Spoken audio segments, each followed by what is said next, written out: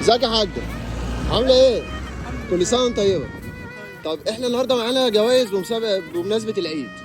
كل كارت من دول فيه مبلغ. الكارت اللي هتختاريه هديك المبلغ اللي فيه. مفيش أي حاجة صعبة، هتكسبي.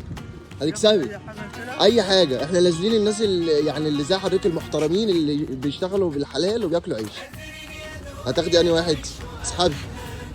امسك كده. وريني. اللهم صل على النبي. بصي بقى السؤال، الكارت سهل قوي. هسألك سؤال وبعدين هتكسبي. ده سهل. انت بتفطري في العيد رنجة ولا كحك وبسكوت؟ كحك. كحك؟ بس خلاص خلاص جاوبتي وكسبتي. امسك كده.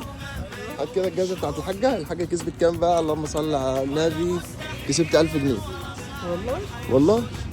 شكرا. بتوعك؟ لا. خلاص بتوعك. طب شكرا. انا عاوزه العب. عرفنا نفرحك بقى في العيد؟ ان شاء الله. بجد والله؟ انت ليه مش واخدة اجازة ومعيدة في البيت؟ ما انا امبارح ما نزلت قلت عندي اهو ربنا يرزقنا خير في حاجه كده. ربنا يرزقك يا ست الكل. كل سنة وانت طيبة. طيب. عايزة حاجة؟ شكرا. ربنا يخليك. يلا سلام عليكم.